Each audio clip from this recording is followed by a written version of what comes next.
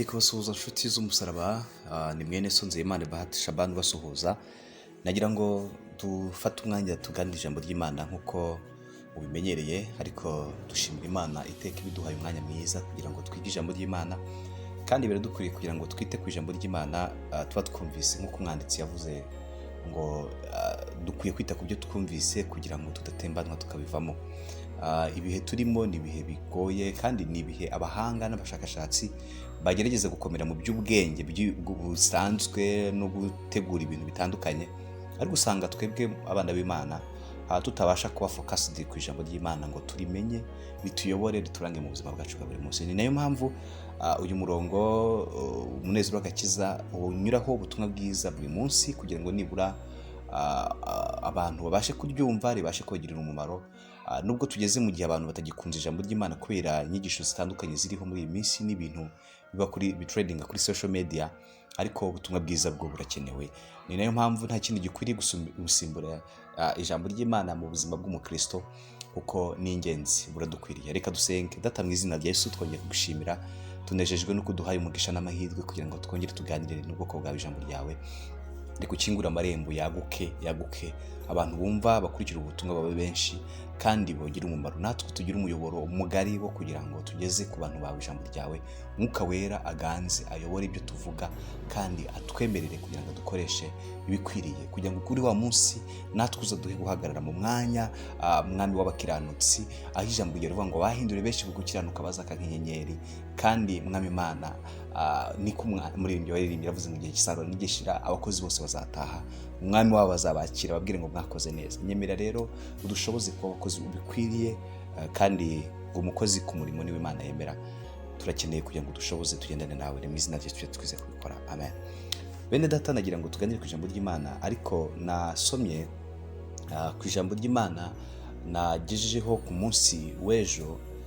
Ryari ijambo rivuga ku bigendanye nuko umubano wacu hagati yacu n'Imana adakeneraho undi intermediaire uduhuza, ahubwo twebwe tuvugana n'Imana kandi duha uburyo n'uburenganzira bwo kuvugana nayo, kuko Bibiliya iravuga ngo abamwemeye bose bakizera izina rye yabaha ubushobozi bwo kuba abana b'Imana. Umwana mu rugo rero ntabwo akenera umuntu umuhuza nk'uko protokoli yo mu isi isanzwe.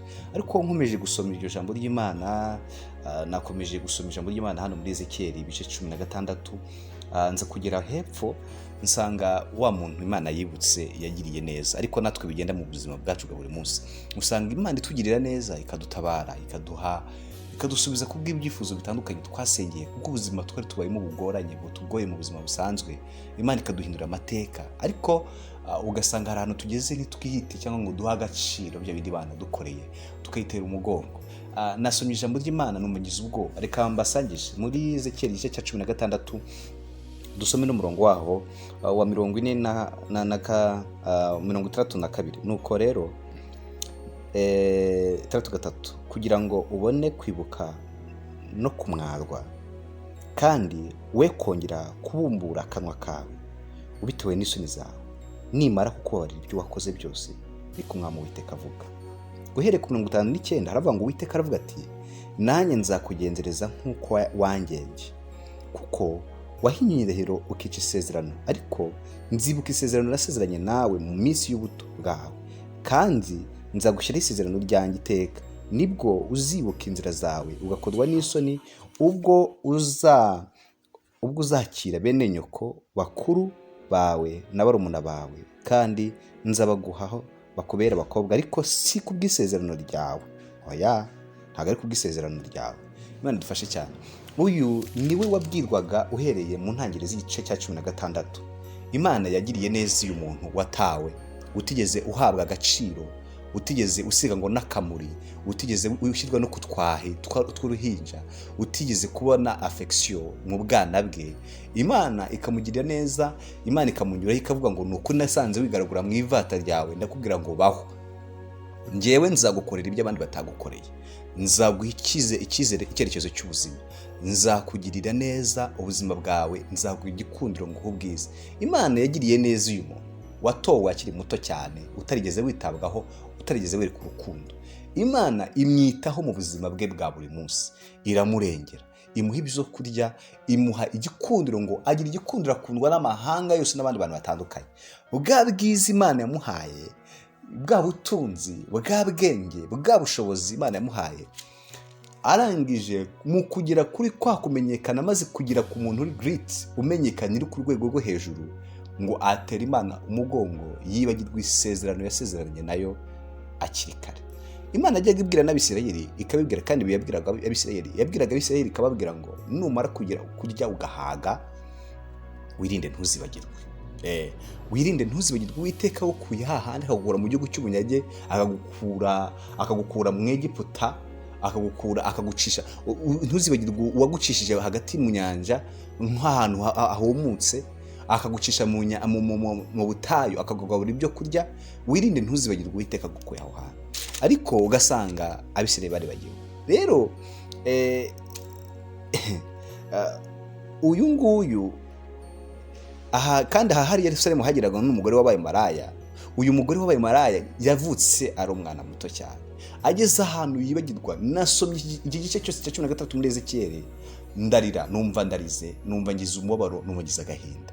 Nshuti, hari igihe Imana idusanga ahantu habi cyane pe, twatawe nta cyerekezo, nta jambo, turi ahantu tutazi ngo ejo hacu hazamera gute. Imana ikatugirira neza. Ariko benshi mu bantu bagirirwa neza n'Imana, mu gutabarwa kwabo batera Imana umugongo, bakumva bya bindi byo kubakorera Imana, bakumva nta gaciro, bakumva nta mumaro, bakumva bya bindi ni by'abantu bakennye, ni by'abantu bameze ute. Ariko rege nkubwire ngo Imana irababaye, ibabajwe n'abantu Imana yagiriye neza bakibagirwa, ibabajwe n'abantu Imana yatabaye bakamera nk'uyu mugore wa maraya. Bibiliya itubwira aha hantu, yaramubwiye ngo kugira ngo ubone kwibuka ibyo byose, Imana iramubwiye ngo kugira ngo ubone kwibuka no kumwarwa, kandi wo kwongera kubumbura akanwa kawe.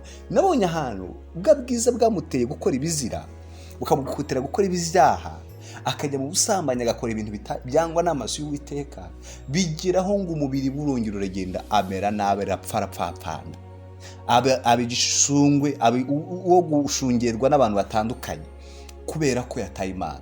Mwene data, iyo wataye Imana, iyo umuntu ataye Imana, ako kanya ubuzima bwe burangirika. Nubwo umuntu yagira ubutunzi dushaka muri iyi si, kandi najya ngo mbabwire ngo iyi si atari kujya ni habi, ntabwo ari ahantu heza. Igikwiriye nuko umukristo yakwiye gufata umwanya, agafata icyemezo, akagerageza kubaha Imana mu buzima bwe bwa buri munsi, kuko muri iyi si wacu hari igihe tuzagera tukajya mu bwami bw'Imana, aho Imana duteguriye. Uyu mugore arapfapfana, unyemere uzagisoma iki gice cyose cya 16. Ariko kandi ndakwinginga kugira ngo wibuke isezerano Imana yavuganye nawe, we kuzibagirwa, kuko kwibagirwa ibyo Imana yavuganye nawe n'ibyo Imana yakoze ni intambwe isubiza umuntu mu kurimbuka, akamusubiza mu byaha. Nagira ngo rero utekereze kuri iri jambo, utekereze kuri uyu muntu watowe n'Imana agakundwa nayo, yarari mu buzima bubi, hanyuma bikaza kugenda gutya nyuma y'ubu buzima. Ndi kwinginga kugira ngo uyu munsi ufate icyemezo cyo kutava kubiteka, cyangwa ngo wibagirwe ibyo Imana yagukoreye, kuko kwibagirwa ni bibi cyane. Nagira ngo dusengane, ariko unyemerere ntukibagirwe ibyo Imana yavuganye nawe, ntukibagirwe ibyo Imana yakoze. Ujye uba umuhamya, ujye utanga ubuhamya bw'ibyo wakoze, ibyo Imana yakoze, kandi ufate ingamba zo gukomeza kwegera Imana no gusenga, ndetse no kuyihamya mu buzima bwawe bwa buri munsi, kugira ngo izina ry'Uwiteka rikomeze guhabwa icyubahiro. Fatanya nanjye gusenga. Data, mu izina rya Yesu turagushimiye umwanya mwiza uduhaye kugira ngo wongere ukangure ubwoko bwawe, ukangure bene data, kandi muri uru rugendo turimo dukomeze kwibukiranya. Ndasenze kandi kugira ngo ijambo ryawe rigire umumaro mu mitima abantu bazaryumva. Umwuka wera aganze usanye ibitoroshye by'umwanzi, kandi abantu bari bacitse intege bagasubira inyuma bakajya mu byaha. Turinginga kugira ngo Uwiteka wongere ubagarure. Tanga agakiza, urubyiruko rurarushye, abubatsi bararushye, isi yose iri mu kaga. Iki cyorezo kimaze gufata indi ntera, kandi abantu bamaze gukwimura, ibyaha byabaye byinshi mu buryo butandukanye. Ariko turakwinginze, abantu bakwimuye mu mitima, wongere igira ikintu ukora kugira ngo izina ryawe rihabwe icyubahiro. Dukize iki cyorezo, dukize imitima irahagaze, dukize, udutabare, kandi udushoboze kugira ngo uzaza gucyura itorero ryawe uzasanga turi maso. Thank you, urakoze kubana natwe.